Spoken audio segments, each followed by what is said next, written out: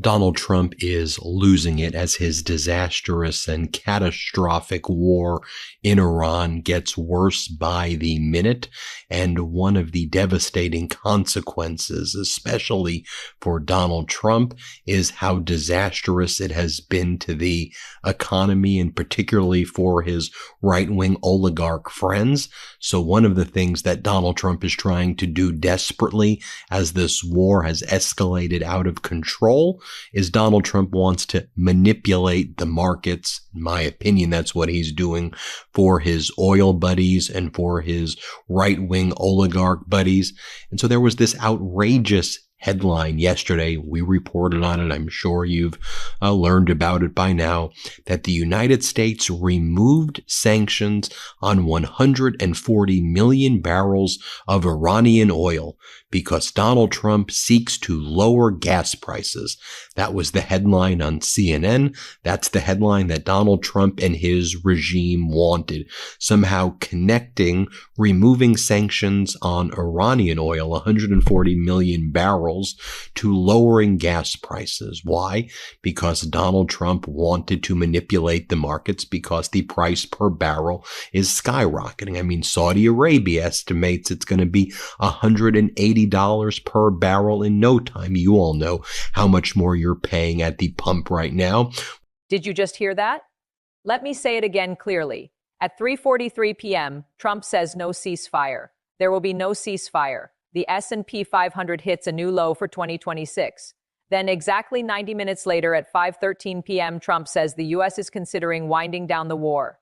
And somehow between those two statements, the market already moved nearly 1% upward on no publicly released news. Let that sink in. Someone knew, someone always knows. And here's what makes this even worse. Trump has gutted the SEC, the one agency whose entire job is to investigate exactly this kind of trading.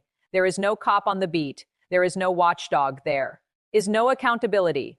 By the end of this video, you will understand exactly what is being done to your retirement savings, your gas prices, and your economic future, and why the mainstream media is not connecting these dots the way we are. Stay right here. This is critical. And Donald Trump has completely gutted the Securities and Exchange Commission, so there's nobody regulating any of this stuff anymore. So yesterday, for example, at 3:43 p.m. Eastern Time, Donald Trump says, I do not want to do a ceasefire with Iran. There will not be a ceasefire in Iran. Well, at 5:13 p.m. Eastern Time, Donald Trump says, the U.S. is considering winding down the war with Iran.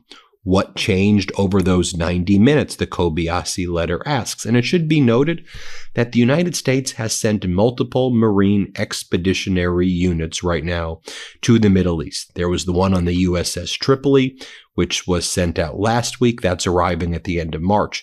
There's the USS Boxer and numerous other Marine expeditionary units coming from San Diego. Separately, the 82nd Expeditionary, the 82nd Airborne Division, rather, is also coming in. So we are ramping up in Iran, not pulling back.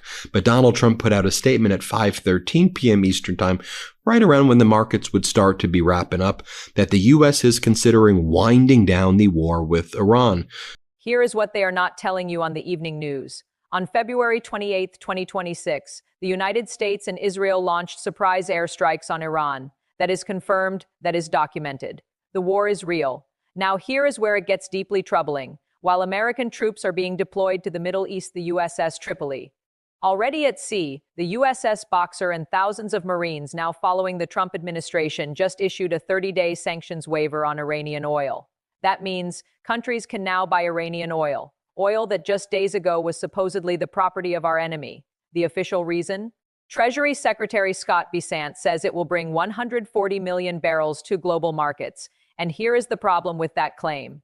Iran's own oil ministry spokesperson came out publicly and said, and I am quoting directly at present, Iran essentially has no crude oil left floating on water or surplus for supply in international markets. Think about that.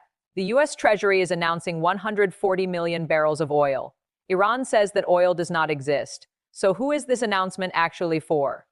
I believe it is for the markets, not for Americans at the pump, not for our farmers whose supply chains have been destroyed.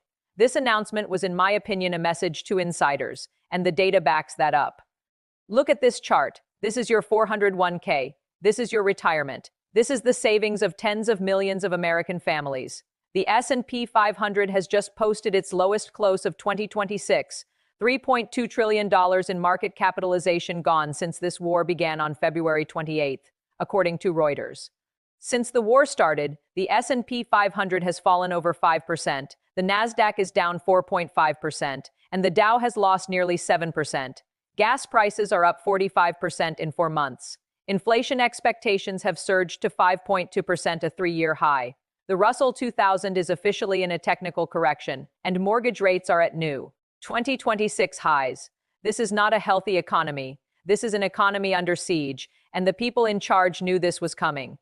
The CEO of United Airlines, what are they preparing for, right? Because they use a ton of fuel for flights. What consumes the most fuel? Like airlines, right? And they are preparing for $175 a barrel, and that it will not get back down to $100 a barrel until the end of 2027, likely 2028.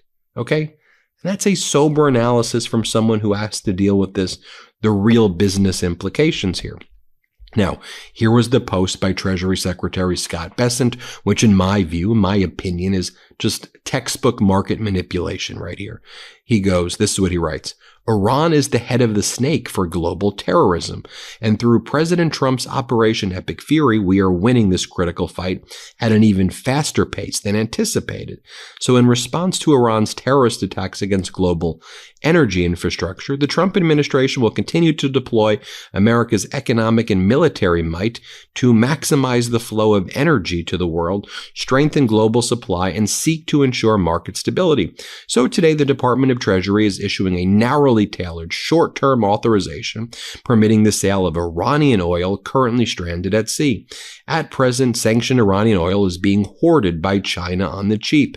By temporarily unlocking this existing supply for the world, the United States will quickly bring approximately 140 million barrels of oil to global markets, expanding the amount of worldwide energy and helping to relieve the temporary pressures on supply caused by Iran. In essence, we will be using the Iranian barrels against Tehran to keep the price down as we continue Operation Epic Fury. Okay, but the price continues to rise and rise and rise. But don't you see all of the coded language right there of Treasury Secretary Scott Bessent, in my opinion, sending a message to his rich oligarch bros of like, here's what you need to do. Here's when you need to buy. Here's what you need to see. Here's when it needs to go down.